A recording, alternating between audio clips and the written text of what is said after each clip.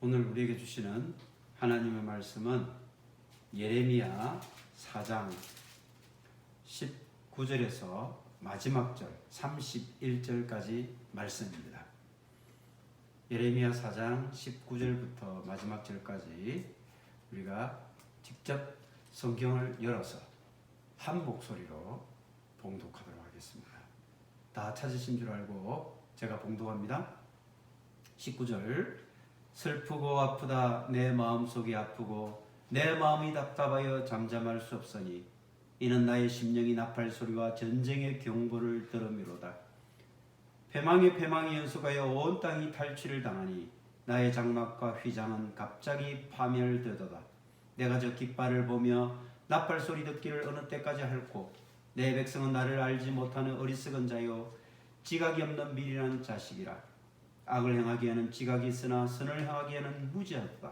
보라, 내가 땅을 본적 혼돈하고 공허하며 하늘에는 빛이 없으며 내가 산들을 본적 다 진동하며 작은 산들도 요동하며 내가 본적 사람이 없으며 공중의 새가 다 날아갔으며 보라, 내가 본적 좋은 땅이 황무지가 되었으며 그 모든 성읍이 여호와의 앞 그의 맹렬한 진노 앞에 무너졌으니 여호와께서 이와 같이 말씀하시길 이 온 땅이 황폐할 것이나 내가 진멸하지 아니할 것이며 이는 이로 말미암아 땅이 설파할 것이며 위에 하늘이 어두울 것이라. 내가 이미 말하였으며 작정하였고 후회하지 아니하였은즉 또한 거기서 돌이키지 아니하리라 하셨음이로다.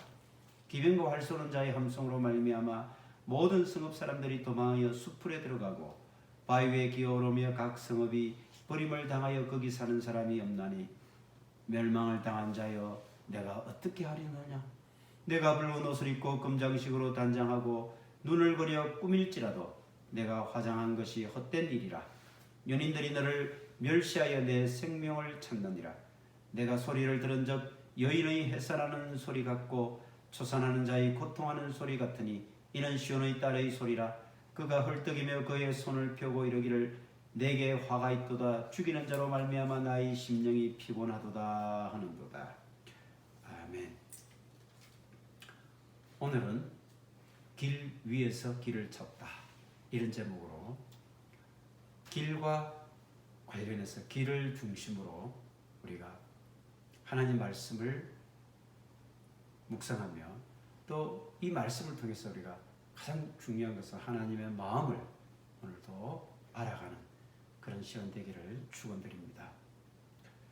우리는 계속해서 예레미야 말씀을 전체적으로 살펴보고 그 말씀을 통해서 하나님께서 오늘날 이 땅 가운데 살아가는 우리 그리스도인들에게 어떤 마음으로 어떤 심정으로 우리에게 권고하시며 또 그렇게 큰 소리로 부르짖고 계시는가.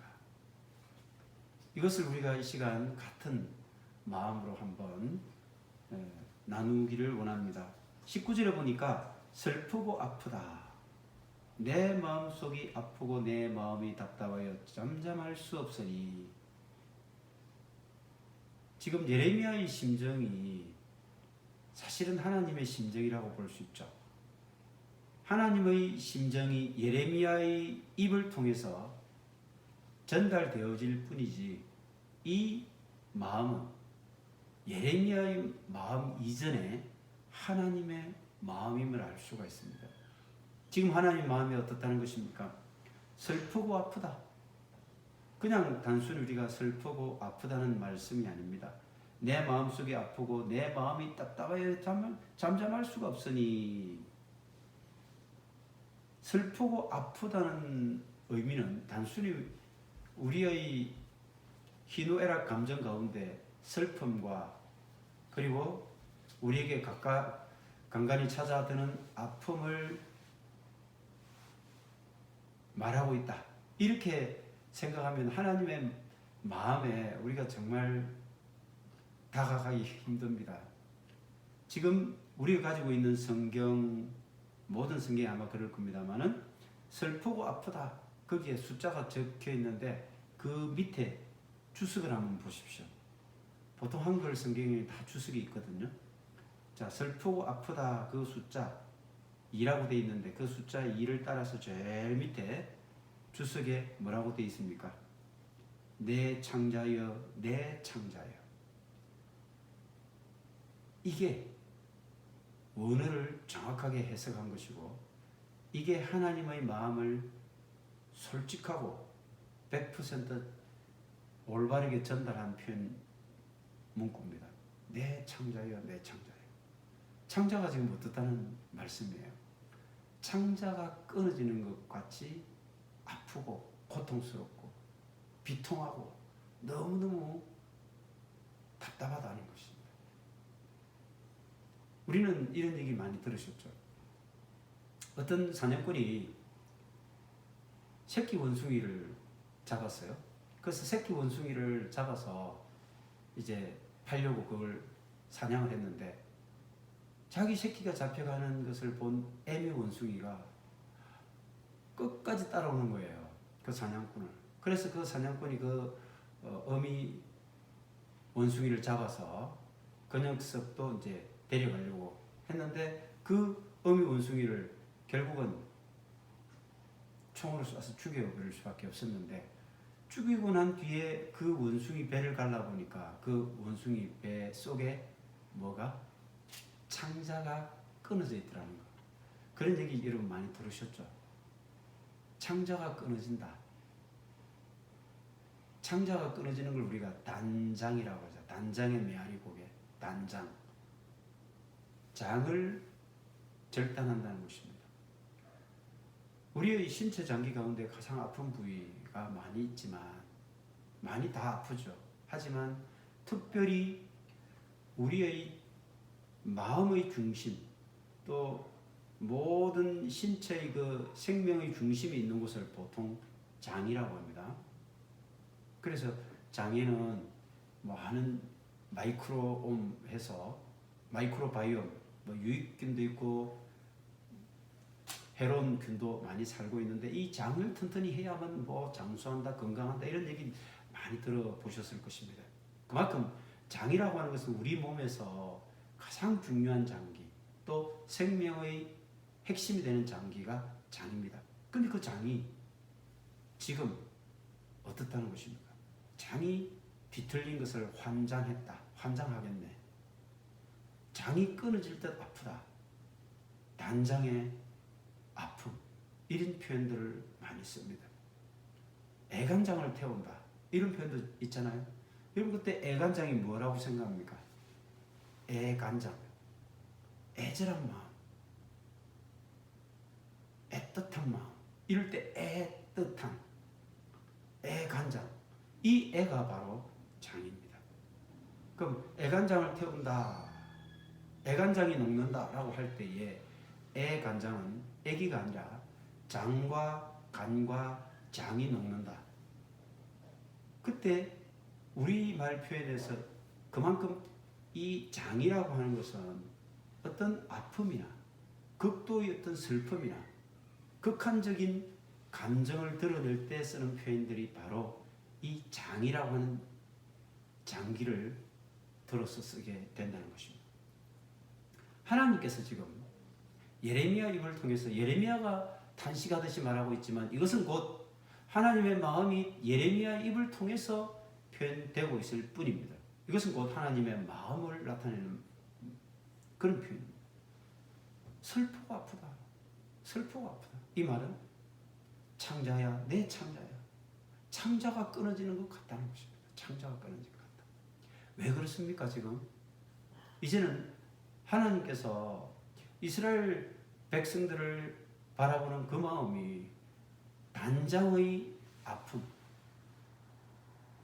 애간장이 녹고 애끓는 마음, 애타는 마음, 이 창자가 녹고 창자가 끊고 창자가 타는 이 심정, 이 심정이 하나님의 마음이라고 하는 것인데, 구체적으로 그럼 하나님의 마음은 왜 이렇게 되었을까요? 왜 이런 마음들이 지금 하나님께 이스라엘 백성들을 향해서 드러날 수밖에 없었던 것일까?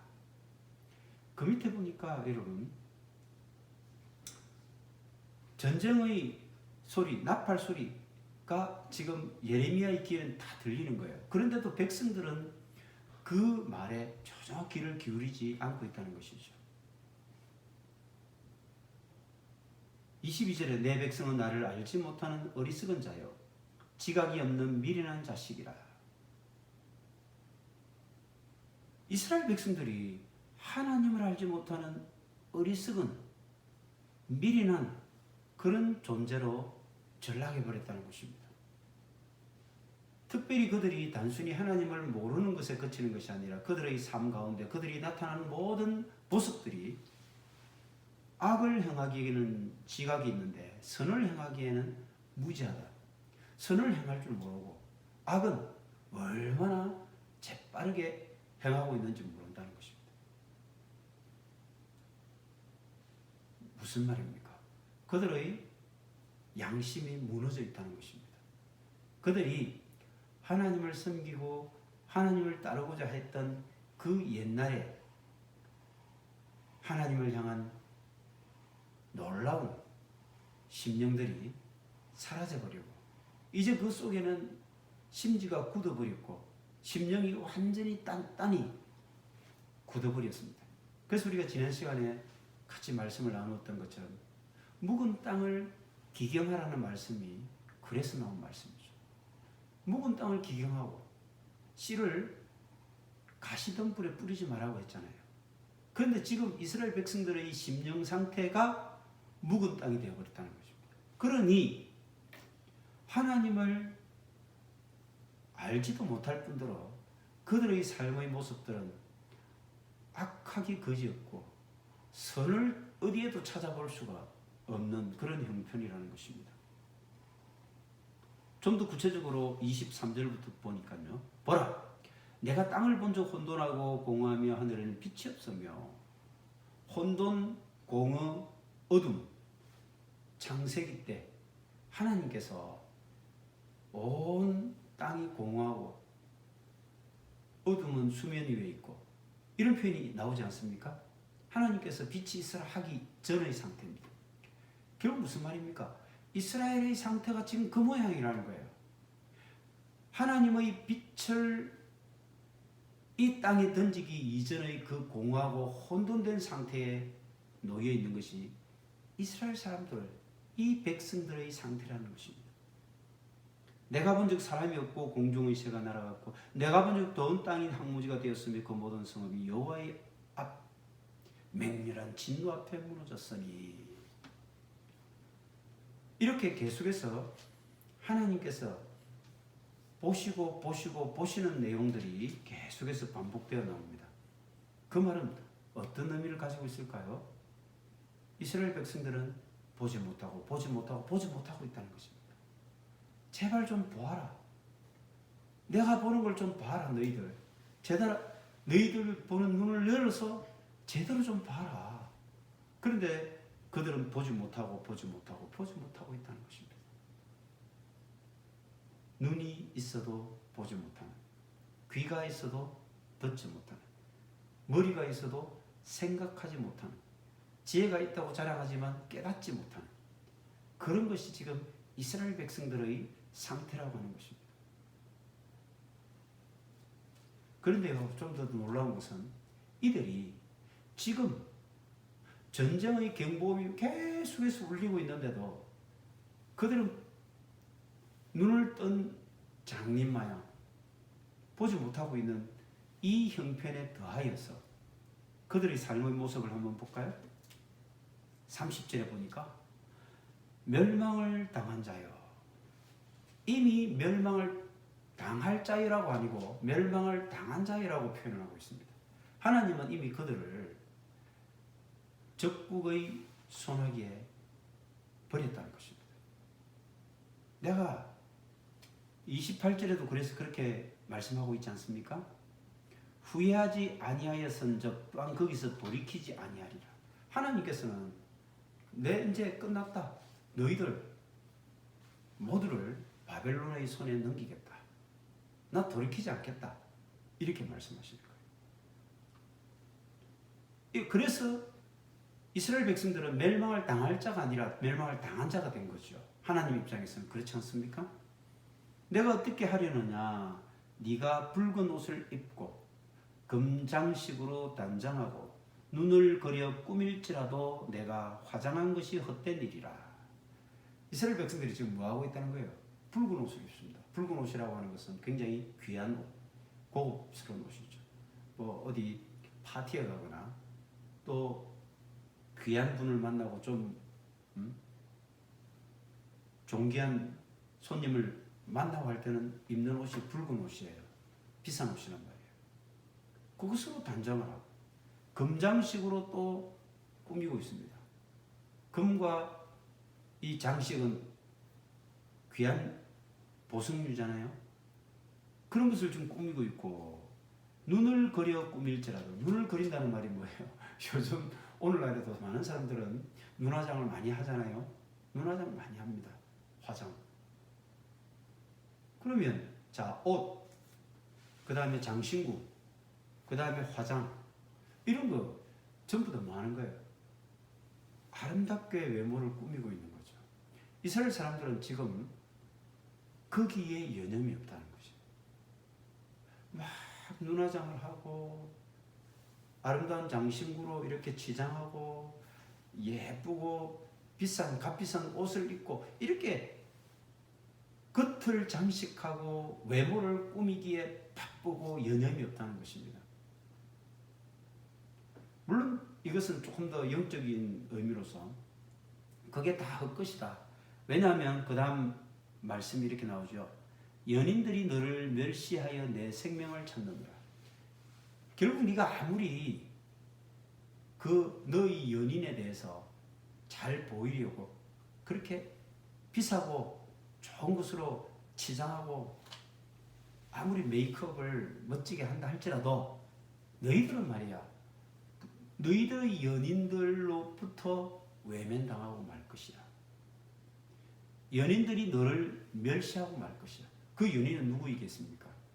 지금 그들을 삼키려고 달라드는 바벨론과 이집트, 애국 군대를 말하는 것이죠. 사실 이스라엘 백성들은요, 하나님 앞에 뭔가 내가 올바르게 서야지, 어떻게 하면 하나님 앞에 내가 올바르게 살아갈 수 있을까? 이런 고민을 안 하고 온통 뭐 한다는 것입니까? 정말 그 중심에 있어야 할 하나님의 말씀과 하나님에 대한 길은 무시하고 멀리하고 외면하고 오직 그들의 아름다운 모습을 치장하는 데만 여념이 없었다라고 하는 것입니다. 그것은 그들이 연인처럼 생각하는 바벨론에게 잘 보이고 또 이집트의 눈치를 보고 그래서 그 강대국의 여러 가지 호의를 따라 그들에게 뭔가 좀 잘 보여서 그들의 힘으로 살아가려고 하는 이런 어리석은 생각 때문에 나온 것들이 바로 지금 장식, 옷, 화장, 메이크업, 외모를 꾸미는 것 이런 것들로 나온다는 것입니다. 그런데 하나님의 심판은 뭡니까? 너희들 아무리 그래봐야 다 헛것이야. 그런다고 너희들이 바벨론으로부터 보호를 받을 줄 아느냐? 너희들이 아무리 그렇게 이쁘게 꾸민다고 해서 너희들이 연인으로 생각하는 이집트로부터 너희들이 구원을 받을 줄 아느냐? 지금 하나님께서 그렇게 말씀하고 있는 것입니다. 그런데도 이스라엘 사람들은 전혀 그것을 느끼지 못하고 내가 이렇게 예쁘게 꾸며서 나의 연인인 바벨론으로부터 내가 도움을 받고 그들의 구원을 받고 그들의 도움을 받으면 내가 살 수 있는 것이다 라고 생각하고 있다는 것입니다. 참으로 번지를 잘못 짚어도 단단히 잘못 짚은 그런 결과가 아닐 수가 없습니다. 우리는 이스라엘 백성들이 출애굽하고 난 뒤에 여전히 광야에서도 그들이 화장을 하고 있었다는 것을 민수기에서 살펴봤습니다. 그들은요 정말 하나님을 따른다고 하면서도 이집트에서 있었던 이집트의 그 여러 가지 벽화를 보면 얼마나 눈화장이나 이런 걸 진하게 합니까? 그게 이방 풍습이거든요. 하나님께서 이스라엘 백성들을 왜 광야 40년 동안 계속해서 광야를 맴돌게 했습니까? 거기에 쩌들어 있는 이방 문화, 그들의 우상 문화를 다 벗겨내기 위한 거 아닙니까? 그런데도 그들은 여전히 정말 마지막 순간까지 그들이 이집트에서 머물 때 가지고 있었던 이 화장하고 꾸미고 하는 풍습을 버리지 못하고 거기에 여념이 없었다는 그런 표현들이 나옵니다. 이세벨, 북이스라엘의 최고의 악녀라고 지칭되는 이세벨, 아합의 아내인 이세벨, 이 이세벨의 최후 순간을 우리는 기억합니다. 여우 장군에 의해서 그가 죽임을 당할 때 창밖에 던져져서 죽임을 당하고 그 시체가 공중의 새가 쪼아먹는 그런 비극적 결과로 끝나지만 마지막 순간에 그 이세벨이 뭐 하고 있었습니까? 여우에게 끌려 나와서 죽임을 당하는 그 순간까지 그는 눈썹을 그리고 있었습니다. 눈썹을 그렸다는 것을 생각해 보면 우리 인간의 그런 지향점이 어디에 가 있어야 될까? 마지막 순간까지 우리 인간은 끊임없이 자신을 드러내고 자신을 가꾸고 자기를 언제나 과시하고 자신을 언제나 위하는 데만 초점이 있지 하나님께 그 마음이 가 있는 그런 경우가 별로 없었다는 것입니다. 인간의 이기심과 탐욕이 그렇게 만든 것이겠죠. 그래서 이스라엘 백성들 또한 그렇습니다. 그들은 하나님께서 자신들에게 복을 주기만 하시면 되는 거지 하나님이 이래라 저래라 간섭하는 거 싫고 하나님 말씀이 이것은 해야 되고 이건 하지 말아야 되고 이것은 이렇게 해야 되고 하는 모든 것들이 다 구속이었고 그들에게는 먹여있다는 것입니다. 그것이 사실은 하나님이 그 말씀들을 통해서 그들을 행복하고 정말 그들이 하나님 안에서 참 자유자로 살아가기를 원했지만 그들은 자신들이 생각하는 방식의 자유만을 고집했던 것입니다. 예수님께서 뭐라고 하셨습니까? 진리를 알지니 진리가 너희를 자유케 하리라. 그러면 이스라엘 백성들이 생각하는 그 진리는 무엇입니까? 그들은 자기들의 욕망과 탐욕을 마음껏 충족시키고 그 욕망대로 사는 것을 자유라고 생각하는 것이죠. 그런데 하나님께서 말씀하시기를 너희들이 그런 욕망은 아무리 자유를 만끽한다고 할지라도 그것은 참된 자유가 될 수 없다. 왜 그렇습니까? 앞에서도 말씀하셨거든요. 이 백성이 두 가지 죄를 범했다고 했는데 한 가지는 생수의 근원된 나를 버린 것과 두 번째는 자기 스스로 웅덩이를 만들어서 그 웅덩이를 팠는데 그 웅덩이는 어떤 웅덩이라고 했습니까? 터진 웅덩이라고 했지 않습니까? 결국 인간들은요 자신들이 자유를 갈망하면서 구속을 벗어 던지고 그래서 그게 참 자유의 길이라고 생각하잖아요. 그런데 하나님께서 뭐라고 말씀하십니까? 너희들 그 찾는 그 자유 터진 웅덩이라는 거예요. 터진 웅덩이. 터진 웅덩이는 뭡니까? 물을 얼마같이 못해 가두지 못합니다. 그 우물은 곧 말라버리는 거예요. 그럼 결국 어떻게 됩니까? 그런 자유는 곧 목마른 상태로 다시 바뀌어버리고 마는 것이죠.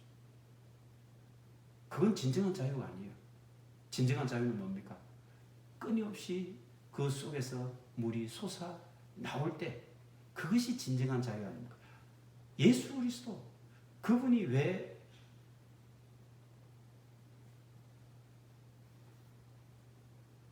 자유를 외칩니까? 그분이 왜 진정한 자유자가 된다고 말씀하시는 것입니까? 진리. 그 진리를 우리가 찾을 때 참 자유자로 우리가 살아갈 수 있는 것입니다. 우리의 자유는요, 내가 마음껏 이 땅의 욕망을 추구할 수 있는 자유가 아니라 내가 예수 그리스도에게 속하고 하나님의 말씀에 내 자신을 구속시킬 수 있는 자유라고 생각해야 됩니다. 왜? 그 하나님 말씀에 구속되어지는 것이 곧 영원한 참 자유로 살아가는 지름길, 비밀이 거기에 있기 때문입니다. 그런데 여전히 한번 보십시오. 이스라엘 백성들이 그렇게 자신들의 연인인 바벨론과 이집트의 눈치를 보며 그들에게 잘 보이려고 온갖 치장을 합니다. 사람들은 이 땅 가운데 살아가면서 바벨론과 이집트와 같은 것들을 얼마나 많이 의지합니까? 어떤 사람들은 물질이라고 생각하겠죠.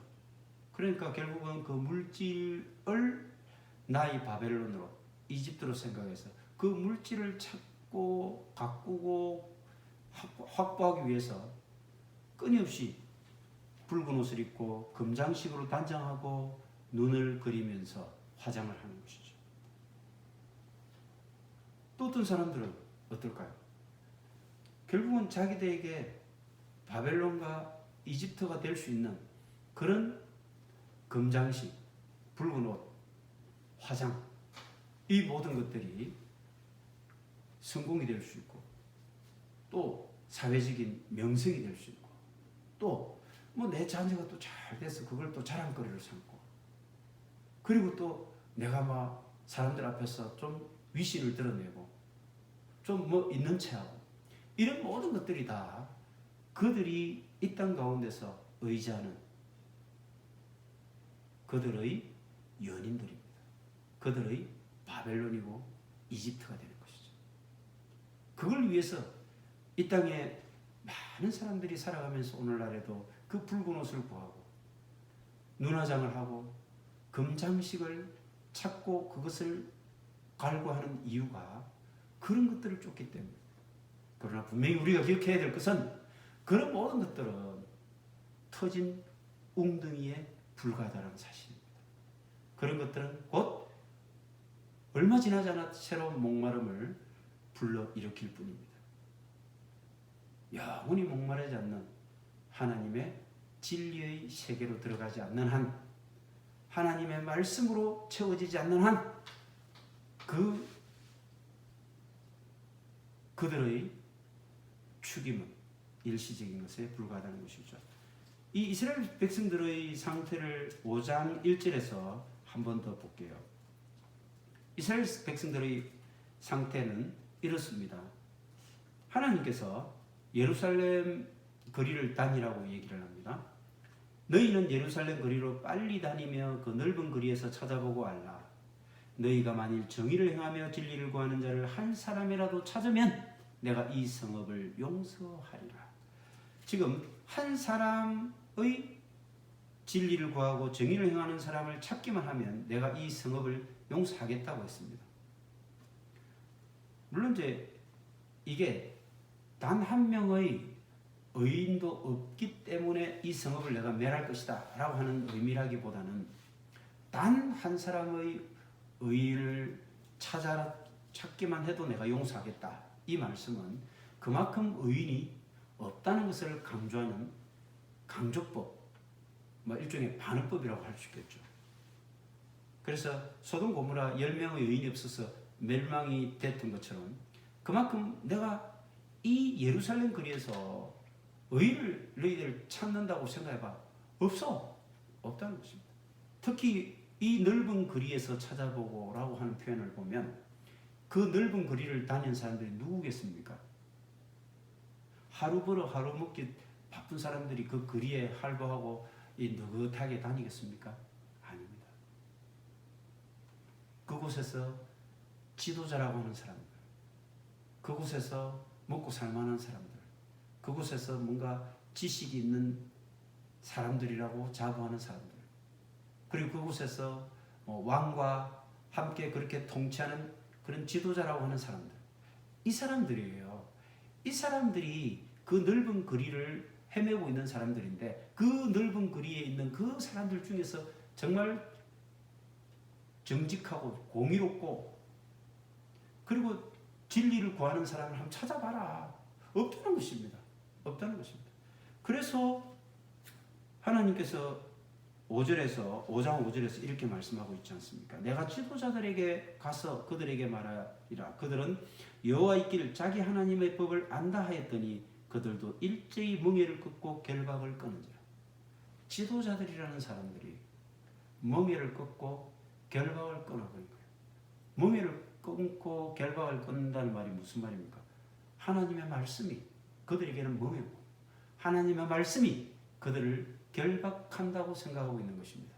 그래서 그들은 하나님 말씀을 싹 버리고, 그래서 그들을 둘러싸고 있는 이 하나님 말씀이 다 자기들을 올가맨다고 생각하는 거예요.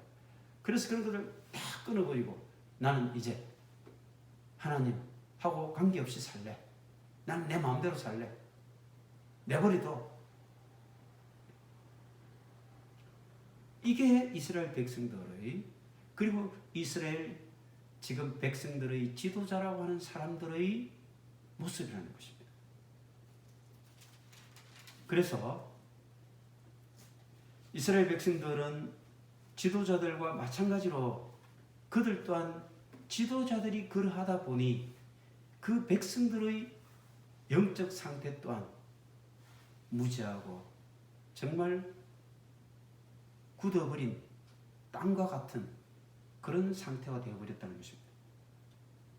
5장 12절 말씀에 그들이 여호와를 인정하지 아니하며 말하기를 여호와께서는 계시지 아니하니 재앙이 우리에게 임하지 아니할 것이요. 설마 우리한테 재앙이 임하겠어? 이게 백성들의 일반적인 생각들이었습니다. 선지자들은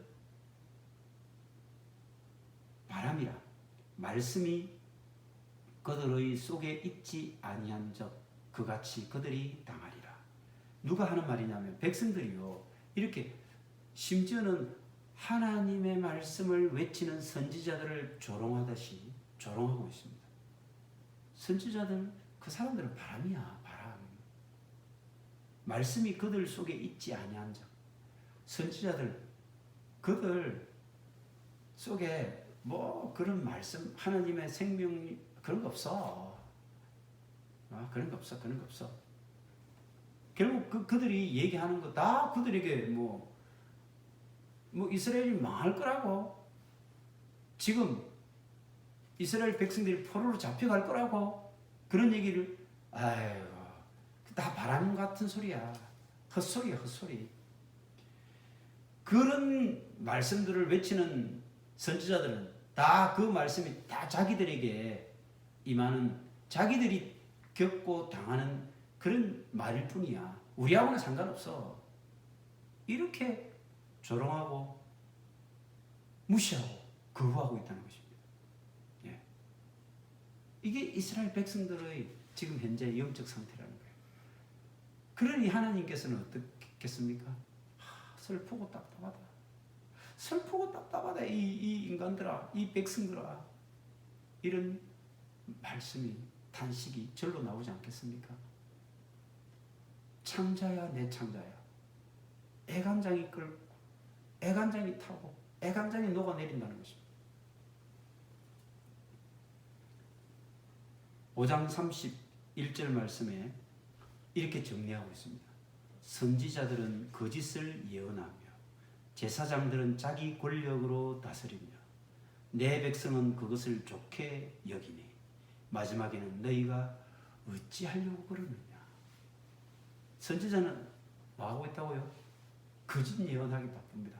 거짓 예언한다는 것은 뭐예요? 백성들이 다 듣기 좋은 말만 한다는 것입니다. 그래서 지금 뭐라고 합니까? 여기가 하나님의 성전이다. 여기가 하나님의 성전이다 하는 말을 너희들이 믿지 마라. 예레미야가 그렇게 말하고 있지 않습니까? 이 거짓 선지자들은 다 여기가 하나님 성전이다. 그 말은 무슨 말입니까? 여기에 하나님 성전이니까 절대로 이 성전을 그 누구도 침범하지 못할 것이요. 이 성전은 그 누구도 무너뜨리지 못할 것이다. 그러니 이 성전이 있는 이 예루살렘 감히 누가 절대 안전한 곳이야. 걱정 안 해도 돼. 여러분 안심하십시오. 거짓 예언자들이 하는 말들이 다 이렇다는 거예요.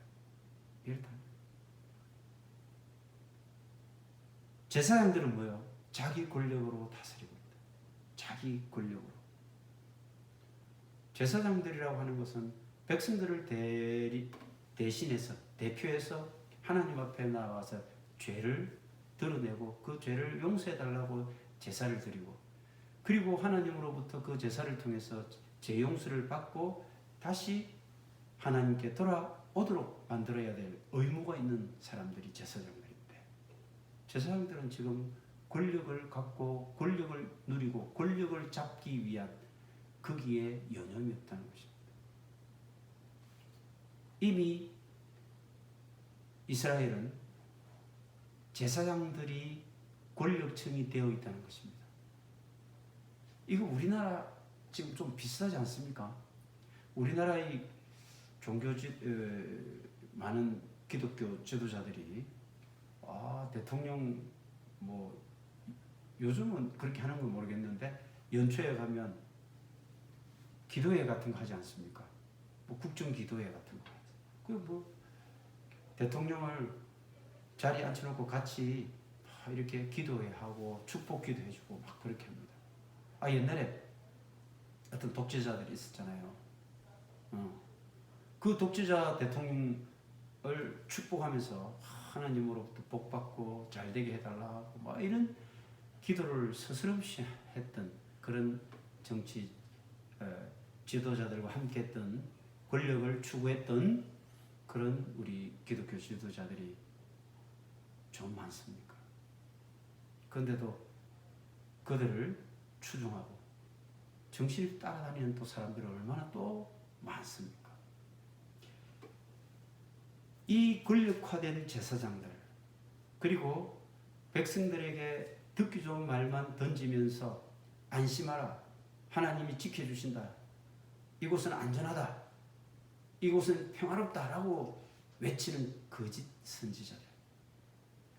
그러니 백성들은 그것을 좋게 여기고 그 말만 따르고, 그래서 그 마음속은 완전히 굳어가지고 정말 더 이상 이제는 우리는 하나님을 멍에처럼 생각해서 벗어버리고 싶다,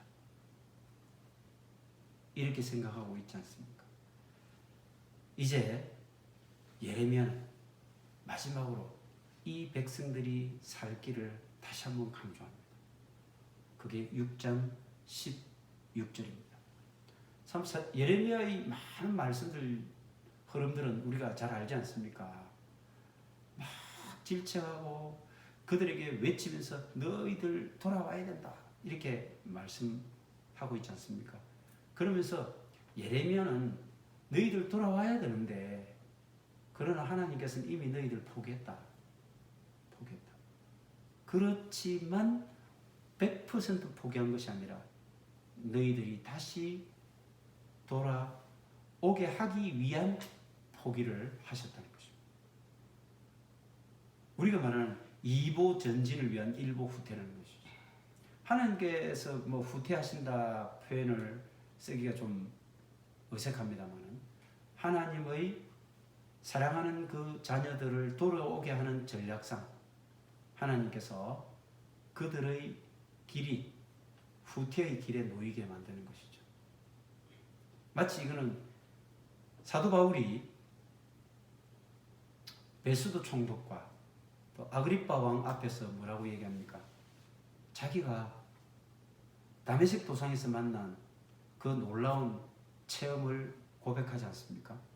하나님 예수 그리스도를 만났는데 하늘에서 음성이 들리기를, 바울아 바울아, 그때는 사울이었죠. 사울아 사울아, 아이고 네가 가시체를 뒷걸음질하는 것, 그것이 참 네에게 큰 고생이구나. 가시체를 뒷걸음질한다. 소를 맛깔게 하기 위해서, 소를 앞에 나아가게 하기 위해 채찍질을 하죠. 막대기를 때리거나 채찍질을 하거나, 이걸 가시체라고 하는데, 가시체를 탁탁 때리면 소가 빨리빨리 쟁기질을 하도록 이렇게 만들고, 또 소의 방향이 오른쪽으로 가게 하기 위해서 소의 그 꼬투리를 오른쪽으로 당기고, 왼쪽으로 가기 위해서 왼쪽으로 당기고 막 이렇게 하지 않습니까? 그러니까 소가 말을 안 듣고 게으름을 피우고 이럴 때는 뒤에서 막 가시채로 채찍질을 가합니다. 그러면 소는 어떻게 되겠습니까? 본능적으로 그 가시채를 자꾸 자기를 때리니까 뒷걸음질 치면서 좀 그만해 때리지 마 이렇게 본능적으로 그런 얘기를 하지 않겠어요?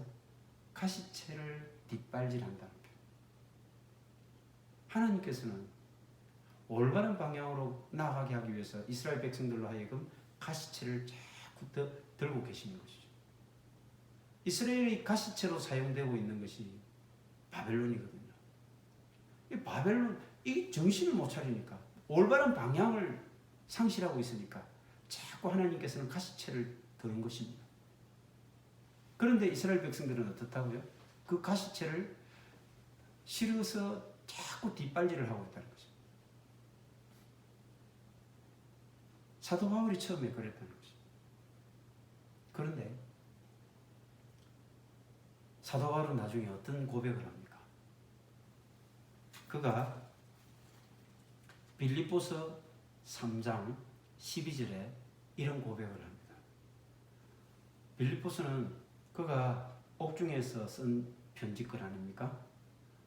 그 옥중에서 이런 고백을 하게 되는 거죠. 빌립보 교인들을 향해서 3장 12절 내가 이미 얻었다 함도 아니요 온전히 이루었다 함도 아니라 나 부족해. 다 이룬 것도 없고 얻은 것도 없고 뭐 제대로 한 게 별로 없어. 나 참 돌아보면 부족하고 너무너무 미련하고 어리석었던 부분들 너무 많아. 오직 내가 그리스도 예수께 잡힌 바 된 그것을 잡으려고 달려가노라. 예수 그리스도께 잡힌 바 된 그것을 내가 이제는 잡으려고 달려간다는 것입니다. 내가 이전에 진리를 모를 때는 나는 예수 그리스도가 나를 잡으려고 했던 그 순간 그 모든 것들이 나에게는 뭐였습니까? 가시채로 다가온 거죠. 가시채. 그래서 막 뒷발질을 하면서 싫어하고 막 그것을 거부하고 이렇게 했다는 거예요. 그런데 예수 그리스도께 잡힌 바 된 그것이 이제는 내가 참 진리고 그것이 참 생명이라고 하는 것을 깨닫게 되고 나서부터 보니까 이제는 내가 오히려 그것을 잡으려고 하는 거죠.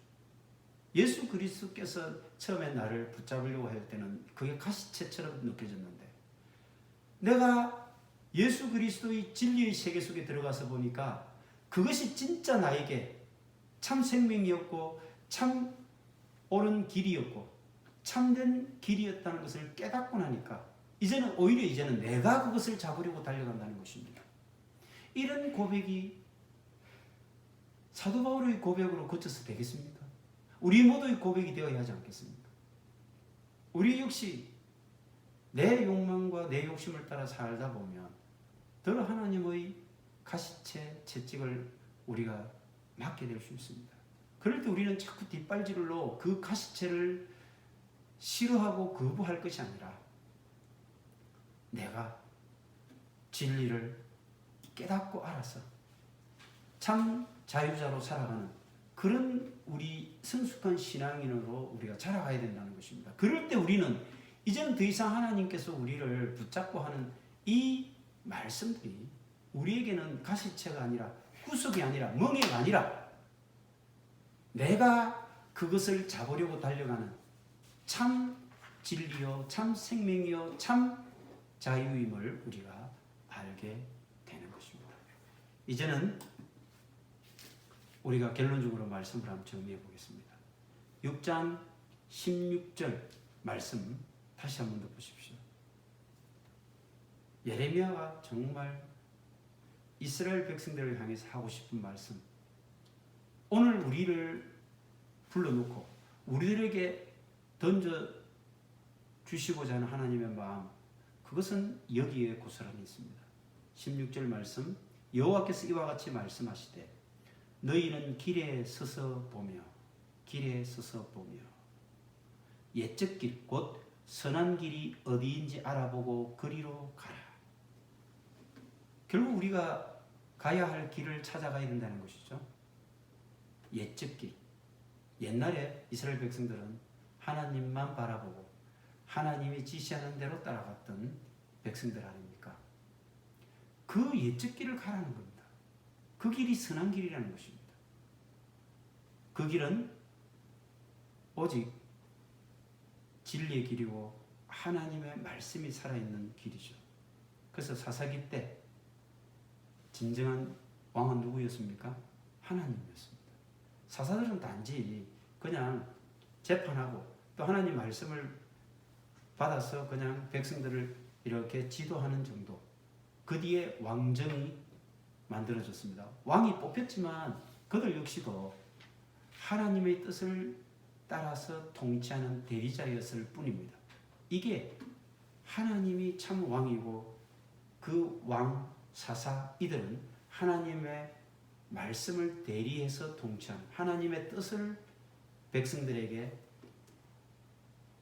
이렇게 통치한 그런 사람들일 뿐이었다는 것입니다. 진정한 왕 하나님이 왕이 되는 나라. 그게 바로 선한 길이고 옛적 길이고 그 길로 가야 된다는 것입니다. 너희들 지금 누구를 왕으로 삼고 있니? 너 인생의 왕, 너희 인생의 주인이 누구이냐를 지금 묻고 있는 것입니다. 이제는 다시 옛적 길, 그 선한 길을 다시 우리가 돌아가야 된다는 것입니다. 길에 서서 어느 길로 가야 될지를 봐라. 이제는 우리가 하나님의 길로 돌아가야 됩니다.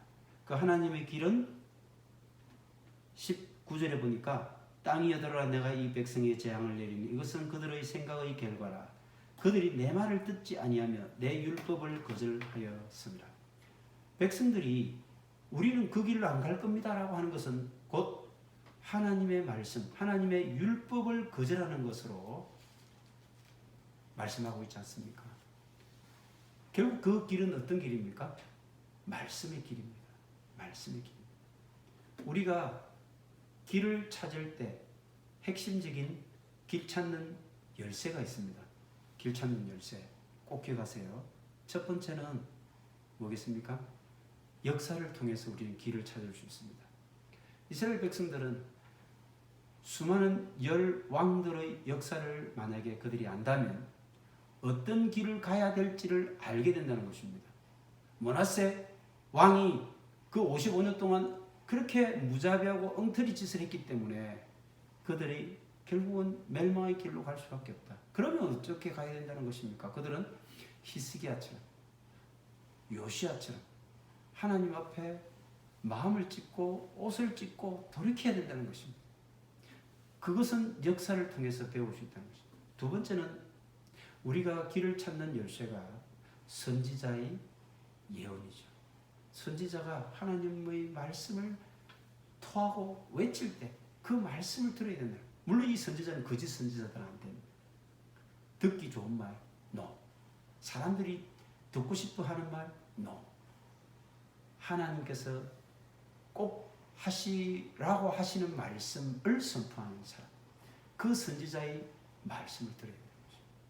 세 번째, 기록된 말씀.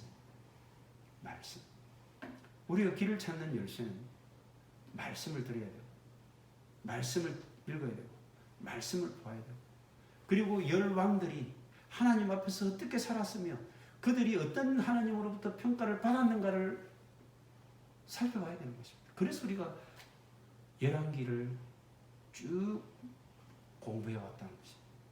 오늘 이제 우리는 하나님의 말씀을 다시 우리의 좌표로 삼는 그런 결단이 있는 시간 되기를 원합니다. 그래서 우리가 옛적 길, 선한 길로 돌아가야 됩니다.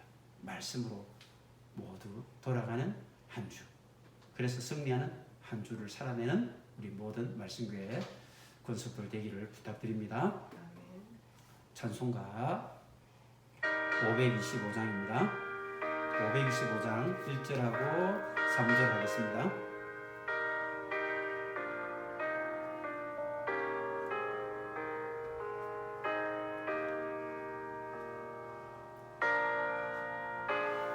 (1절하고 4절입니다)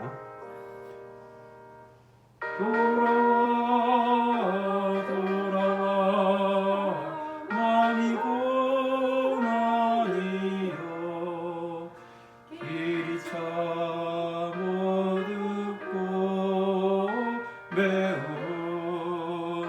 음악하니 입을 자여 어서와 돌아와 어서와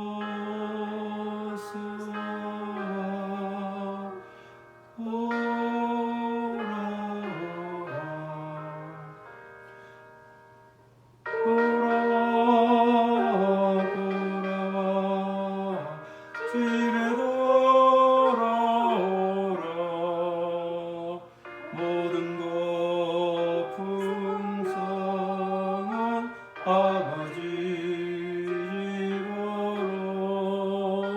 집으로 집을 앉아요 어서와 돌아와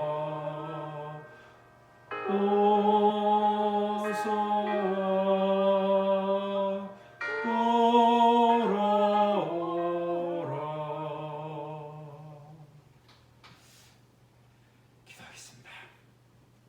인내하신 하나님 아버지, 하나님의 징계는 사랑의 매임을 깨닫게 해주셔서 감사드립니다. 언제나 집 나간 아들이 돌아오기만을 손꼽아 기다리는 그 아버지의 마음을 잊지 않고 늘 기억할 수 있도록 인도하여 주옵소서. 주를 향한 우리의 믿음이 길을 잃지 않도록 지켜 주시옵소서. 언제나 말씀을 통해 길을 찾을 수 있도록 붙잡아 주시고 말씀으로 등불을 밝혀 주시고 말씀으로 인도하여 주시옵소서. 이 말씀만이 저희들의 삶에 참된 자유를 줄 수 있음을 잊지 않는 저희 모두 되게 해 주옵소서. 이제 10월이 시작되고 가을을 맞이하는 저희 심령 속에 하나님의 말씀으로만 물들고 그 말씀의 햇살 아래에서 말씀의 풍요로운 결실을 거두는 계절이 되게 해 주시옵소서. 지금은 우리 주 예수 그리스도의 은혜와 하나님 아버지의 무한하신 사랑하심과 성령님의 인도 동행하심이 이 가을에는 말씀으로만 풍요로워지고 말씀 때문에 기쁨과 행복이 차고 넘치는 삶을 살기로 다짐하는 주님의 말씀교회 모든 권속들과 그들의 가족들과 또한 그들의 생업과 만나는 모든 사람들 가운데 이제부터 영원까지 함께하여 주시기를 간절히 축원하옵나이다.